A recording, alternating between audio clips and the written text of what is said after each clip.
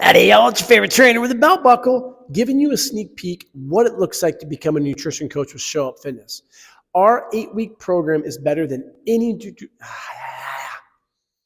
Howdy, y'all. It's your favorite trainer with a belt buckle, giving you a sneak peek what it looks like to become a qualified nutrition coach with Show Up Fitness. Better than Precision Nutrition, better than NASM, because you will learn from a dietitian. Mel is a game changer. She is our team RD. I teach every Tuesday. She teaches every Thursday. And this is our quiz one to teach you the fundamentals of everything you need to know about nutrition so you can make money from your clients and help them even more. Let us know what you think. And remember, keep showing up.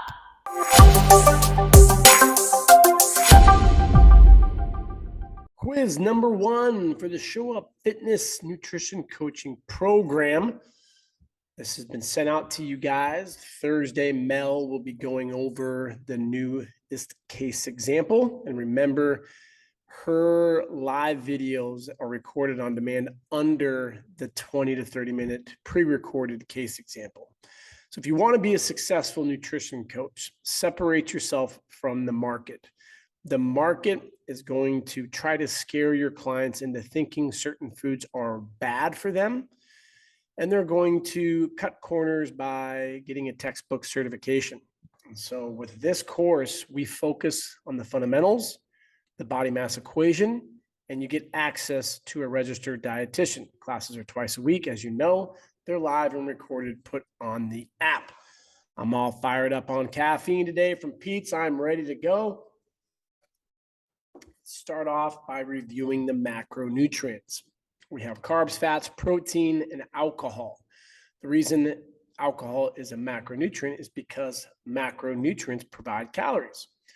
How much does the average American male and female weigh in the United States? 169 pounds for a lady, 191 pounds for a dude. That number keeps on going up, and they project by 2030, we will be significantly above 80%. The average macro consumption for Americans, 60% carbs, 30% fat, 10% protein. It's not necessarily right or wrong when it comes to macros. You'll hear people, I'm a macro coach. It doesn't really matter. It's really what works for the individual. So in certain populations, in Japan, higher carbs, moderate to low fat, moderate to low protein. In certain Inuit populations in Alaska, very high fat, moderate protein, low carbs. It doesn't matter on the macro breakdown. It matters what works for the individual or the athlete.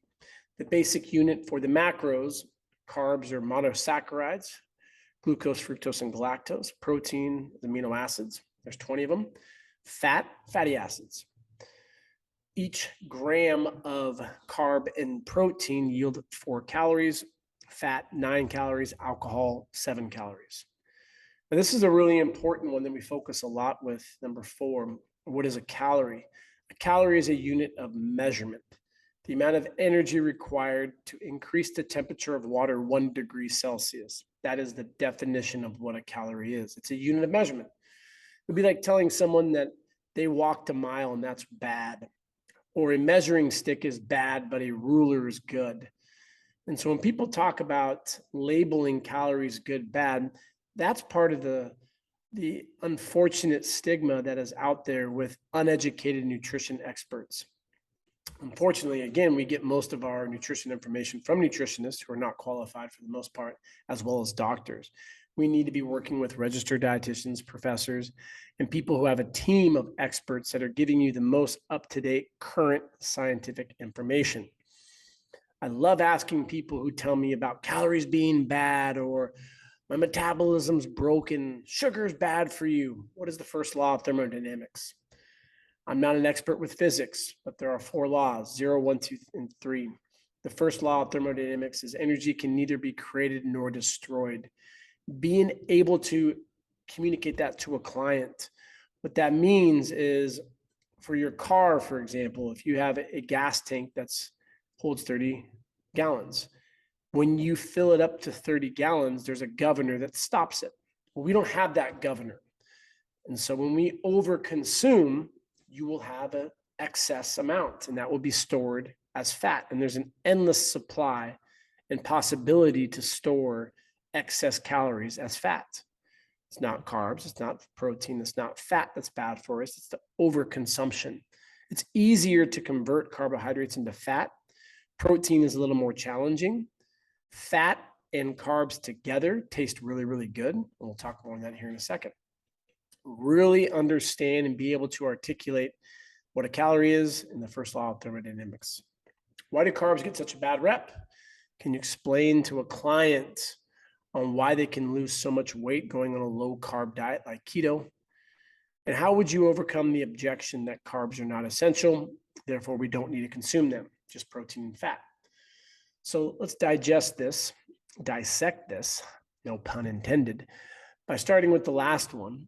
The keto group will push back and say, well, carbs aren't essential and we don't need to consume them. That's true.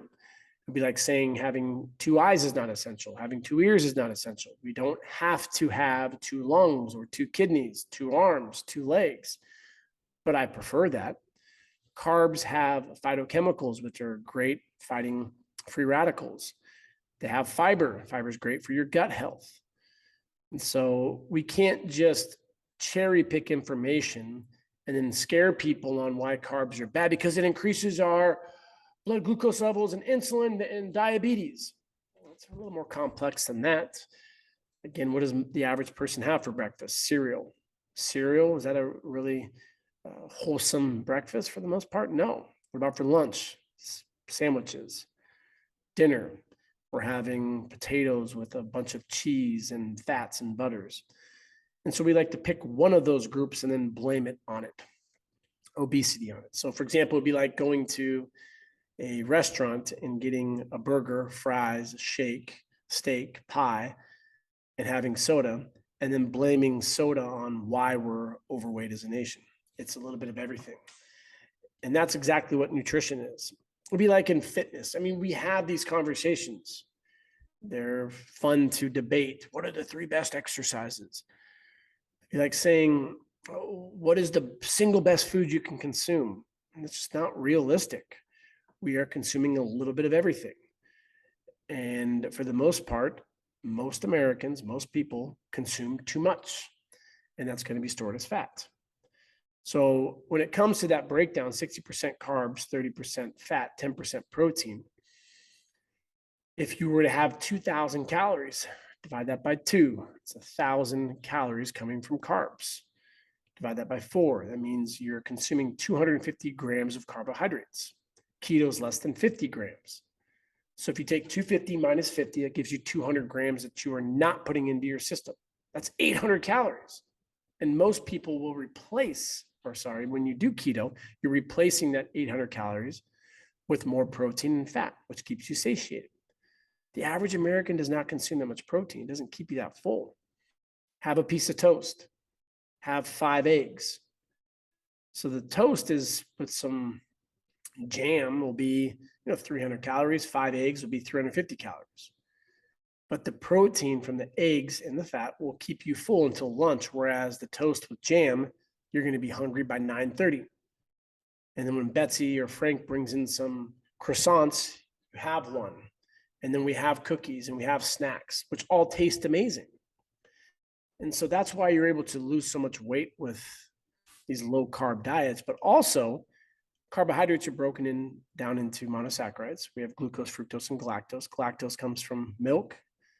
Fructose comes from fruit.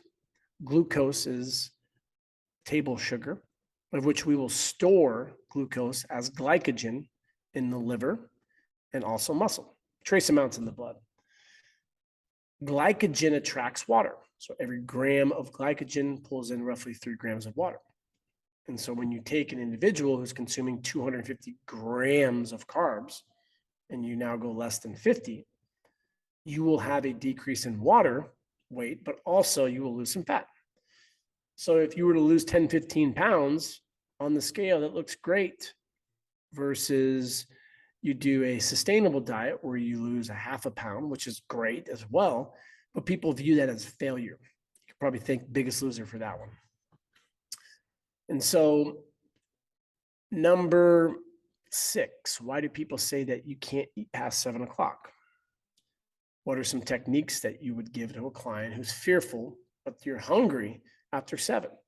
There's no magical time. We're not gremlins. If you eat past 12 o'clock, you're going to turn into this crazy person. But think about it for a second. When was the last time you woke up?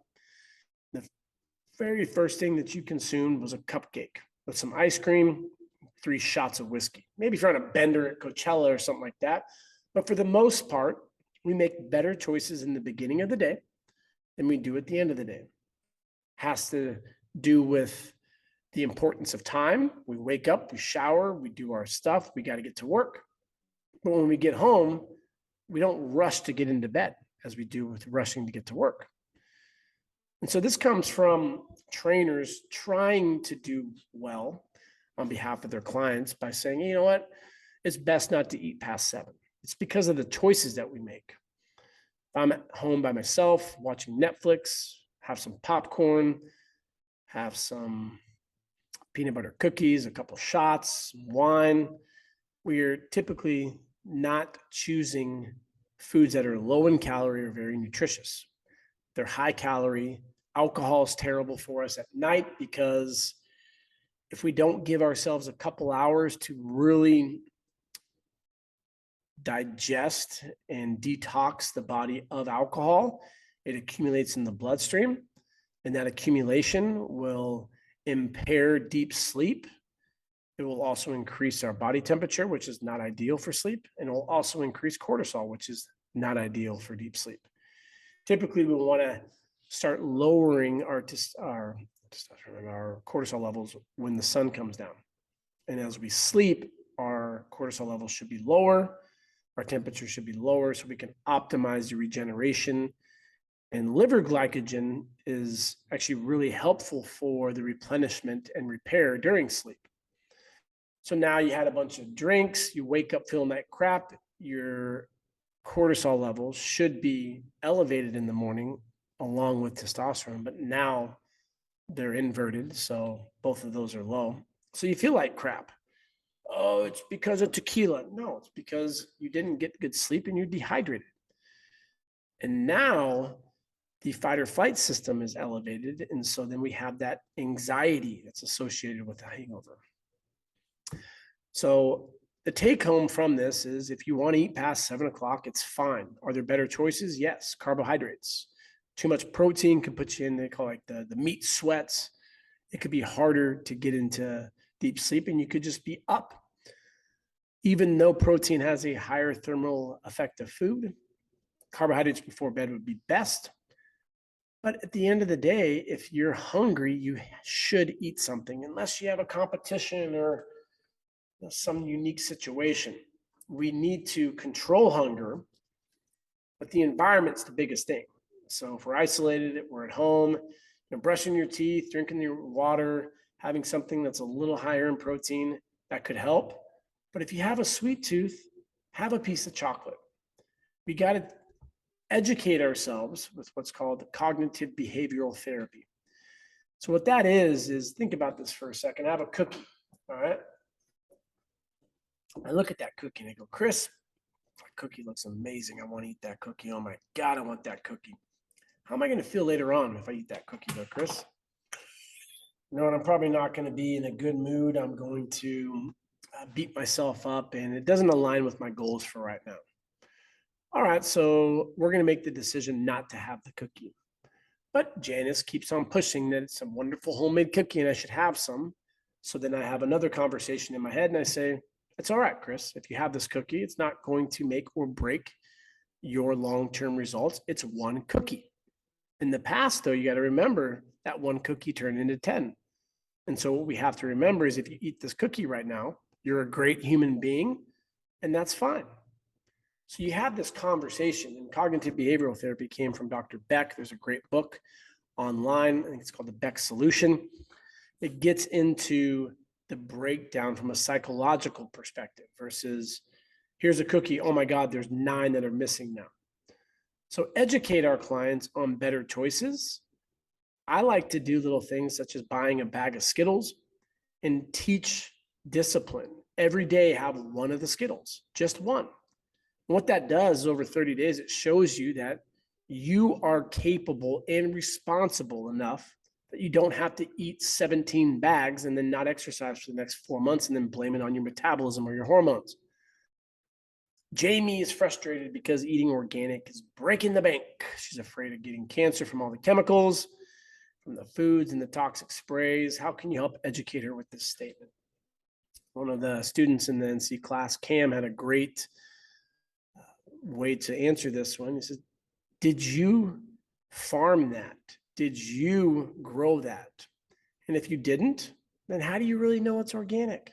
Oh, because the sticker on it. Okay, well, I'm not going to go spend $9.99 on a pound of organic apples. I'm going to choose to have the apples that I get from Walmart, and I'm okay with that. There's a huge social economical factor that takes place with rich folk and going to Erewhon's and Whole Foods and buying organic and doing the Santa Monica farmers market, that we feel superior to other people because we make these choices because of your lifestyle. There's nothing superior about organic.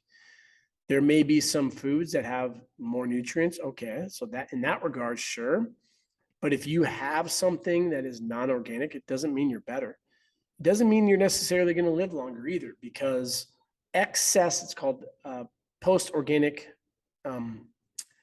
POPs, post-organic pollutants. And these are compounds that are found in certain foods that will be stored in fat cells. And that's why it's really challenging for people who are obese. When they start losing weight, it's common to get sick. It's because they're putting more stuff and it's taxing their liver during the digestion, the detoxification process. It's just like overwhelming. Think of it like if you were to dump a bunch of hair down the drain, it's going to back up. But if you just put a little bit, it's not going to be the end of the world. Your body can handle that process. Your liver, your lungs, and your kidneys can. And so these organic pollutants can build up, but they're stored in fat. So that's the whole thing with the chemicals and toxicity stuff people talk about. Everything can be toxic. Water is toxic. Hyponatremia. You push out sodium of the cell. You can die from it. You can die from having too much sodium. It doesn't mean we should not drink water. We can never have salt. It's finding the balance. And people who don't understand chemistry freak out about this stuff. Could you ever imagine a plane going down? What was it? The one with Sully over New York City, I believe. And he landed it and it was a success. Could you imagine if the passengers took a vote? I think I should fly. I played a video game one time. I watched something on Instagram. Everyone is an expert when it comes to nutrition. Well, I agree to disagree. I'm sorry, you can't. This is what the current evidence says. And so if you're afraid of something being quote unquote toxic, you have to understand the dose makes the poison. You can die from eating too many apples. You can die from eating a lot of different foods because of the buildup of too much. Which brings us into the next one on Bill's excited to lose 25 pounds. He's lost 25 pounds, sorry. He gave up sugar, but he's anxious for the 4th of July because he doesn't want to eat any chocolate and relapse and gain a bunch of weight. Is sugar really that bad? Here's funny, I'll put sugar in my coffee. And does that mean sugar's bad? Sugar's not bad. Sugar's not addictive. It just is what it is. Sugar's addictive. Okay, go to the coffee shop and grab 3 raw packets of sugar and dump them into your mouth. Tell me how great that is. No, but if you go home and you grab some old bananas and you put some sugar and you make some banana nut bread and you put a ton of butter, it tastes amazing. Sugar with fat tastes amazing. I'm not saying we should have sugar for every meal. We probably overconsume sugary foods. Sure, I'll agree with that. But it doesn't mean sugar is putting us in this obese state. It's the overconsumption. It's the lack of output, lack of sleep, stress, all things that we talk about within the body mass equation. I'm not telling people to go and add sugar to their coffee. But on days when I travel, I don't consume as much. And when I give a call or a talk, I need some fuel. So I'll do a little bit of cream and 3 or 4 raw sugar. But up to this moment of today, I've only had 300 calories. I will lose fat from today's deficit. You can lose fat from having sweets. You can lose fat from eating fast food. It's just more challenging because of the potency in sugary, carby foods that have a lot of fat as well. That's the caloric density. So Bill, if you want to have a piece of chocolate, have a piece of chocolate. It's not the end of the world. It's like in a sport right now, we're in NBA finals. If you miss a shot, it's not the end of the world. It's consistently missing a lot of shots. If you were to have a bunch of chocolate every single day and not exercise anymore, that is what is going to make you put on those 25 pounds. There's no one chocolate bar that's going to put on 25 pounds. It's consistently doing it. Just in the same way you lose weight from consistently eating well and exercising regularly. Sugar is what it is. We probably consume way too much of it. Peter's lost a bunch of weight from fasting. His trainer told him not to drink any diet soda because it'll trick his body into thinking it's sugar and he'll gain weight. What's wrong with this? When we think of certain things are magical, like fasting, autophagy, it could be beneficial for us to shock the system. If we haven't gone 24 hours without eating, drink some water, it would be good for you to challenge your mental aspect, but it kind of stresses the system and you can get some benefits from that. Just like you can from going into steam room, sauna, and just like you can from exposing yourself to cold water. It doesn't mean that that's the cure or the magical cure for longevity or to longevity. It's just a tool to help with it. The big blocks that we should be focusing on: sleeping 7 hours, learning how to manage our stress, moving more, getting more steps. What we do, unfortunately, is we freak people out, but diet soda is bad for you. Okay, well, the study that people will reference comes from mice. Mice are great to do studies on because they're cheap and they're easy to use, and the lifespan is able to, you're able to do a study on a mouse, and because of the ability of it to, I can't explain it. I'm not very good with science in this regards, but you have the ability to do something to a mouse, which would take a lot longer for a human lifespan. Essentially, it's ethical, non-ethical, whatever, but that's why scientists will use mice first, and then they'll put it into human studies later on, way later on.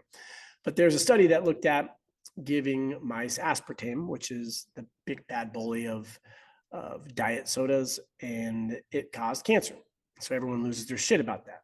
But the amount of aspartame that they gave to the mice was the equivalent of consuming 40 diet sodas per day over a very long period of time.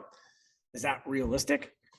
I had a student, Steve, who consumed 15 diet sodas a day.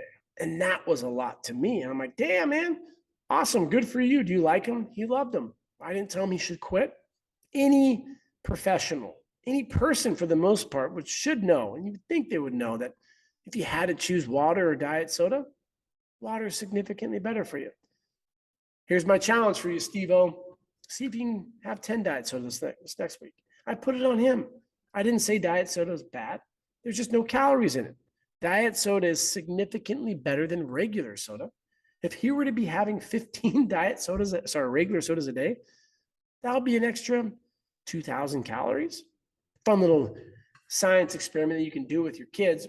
Put a diet soda into a little water container and then put a regular soda and see which one floats. It's witchcraft. The diet soda floats. Well, it's because there's no calories. There's no density. Doesn't mean it's good or bad. It just is what it is. That is chemistry. That is physics.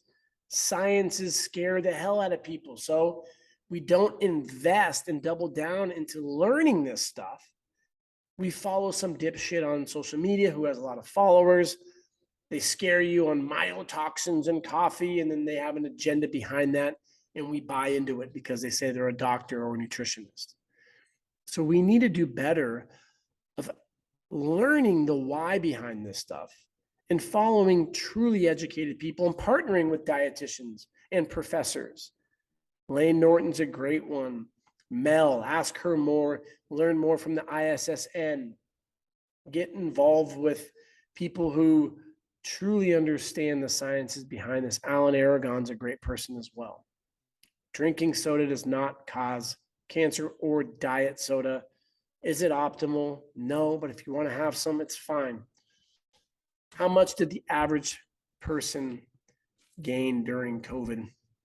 And discuss how this is possible with the body mass equation. So average person gained almost 35 pounds during COVID. It's not that hard when you think about it.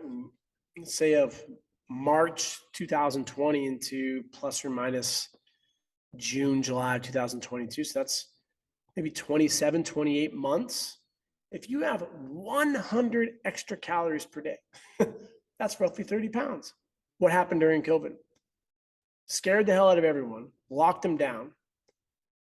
Evidence now shows that if you were overweight to obese and you got COVID, the symptoms were 3 times as worse, and the likelihood of you dying was significantly greater than those that were active and within the BMI of regular, 18.5 to 24.9.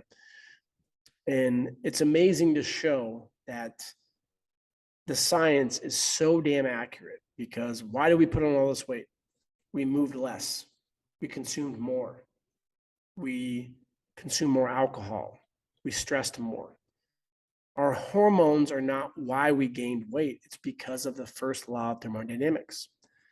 We moved less and we ate a lot more. So when we look at the body mass equation, we can't just say stuff like calories in, calories out. That is what it is, but it's our job as the coach, just like if you were to work with a financial advisor. You have to now consult with someone who's $100,000 in debt.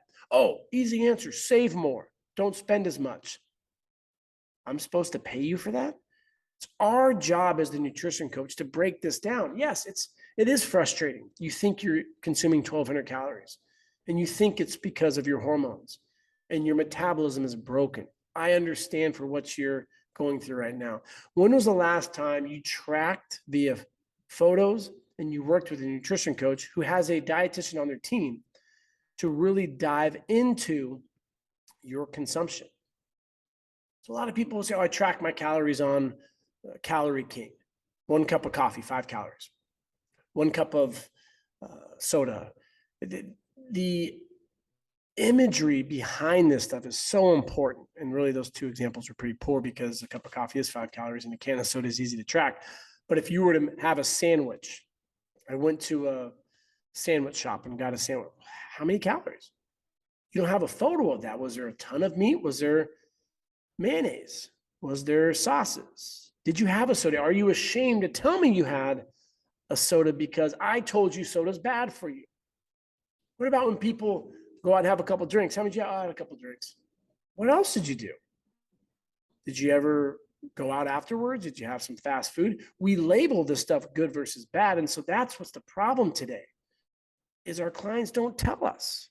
So it's frustrating from the coach's perspective, because it seems like your clients are lying to us, but they're really just ashamed, because we're the psychopaths who have water right in front of us. And for the most part, we choose foods that are low calorie, but high in quality nutrients.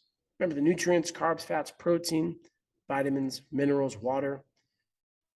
We make better choices and we move more than the average person.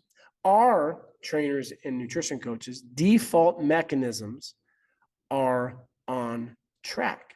So if we do go out on the weekend and have a couple of drinks, binge, whatever, we get back on track on Monday. Always reflect. Think about that. When was the last time you took a month off? I'm just not going to work out this month. I mean, like shit, just do the hell I want to. We don't do it because this is part of our, these habits are part of our day-to-day basis. So the body mass equation takes a look at calories in, calories out. Yes, but we need to look at sleep. Are we getting 7 hours consistently? How do we manage our stress? What's our water look like? How do you handle hunger? Do you have a metabolic disease? Awesome, high five. I want to work with the doctor who is giving you medication. We can't tell clients to go off medication, obviously, but you have to be working with a doctor if you have a metabolic disease. Oh, it's self-diagnosed. Yeah, not so much. I'm sorry, you don't have a thyroid issue. You have a consumption issue. You eat too much with no accountability. It's not your hormones. Your hormones are not what's causing weight gain. Your genetics load the gun. Your actions pull the trigger. It's your behavior. Where and how do you surround yourself? Your environmental factors. Imagine having a husband or a wife who's a professional chef. Holy shit, that sounds like the best thing ever. I would be a fat ass. I would come home and eat everything because I love that stuff. If it's put in front of me, I would have a very hard time saying no. Luckily for me, I don't have that environment. Maybe not lucky for me. Mindset. How do you look at this stuff? You had a shot. You had a glass of wine. Are you going to let that derail you for the next month? What are your habits like? I consume a lot of foods that people would say are not healthy. I drink regularly, but my workout habits are consistent 6, 7+ times per week. So when we take a look at the body mass equation, we're educating our clients and letting them know it's not just one thing, carbs. You can't have this, it's bad for you. It's a bunch of stuff. It's kind of in the same token with pain. It's a bunch of stuff. It's not just one thing. So there's quiz number 1. Make sure to email any questions that you may have about this. Start getting into your Instagram story and talking about nutrition. I've had 3 cups of coffee today. Is that good? Is it bad? Let's have a conversation. Start surveying your clientele online. If you don't want to get online, it's fine. Ask your coworkers, people who you're with at work. Start getting into their mind. Ask great questions. What are some questions you have about nutrition? What's been your biggest struggle? I'm going through a program right now. At the end of it, I will be a nutrition coach. I'm going to be charging $200 per month to work with clients. Right now, I will give you a discount, only $50. And I'm going to go over a food log. So I want you to take photos of your food for 2 days. Do a great day and do a bad day. I also want you to write it out just to get into the habit. You're not going to count calories for the rest of your life. No, never. I don't do it. But I know when I travel, I don't eat as much.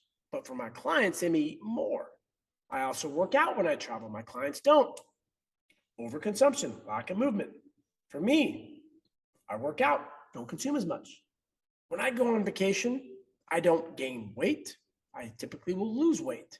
Why? Because I don't eat as much, because I don't work out as much. If I don't have a gym, I'm not lifting weights 6, 7 times a week. So my output comes down. So I know it's ingrained. I don't consume as much. I'll have 2 meals. I typically won't have breakfast. I'll fast, then I'll have lunch and dinner.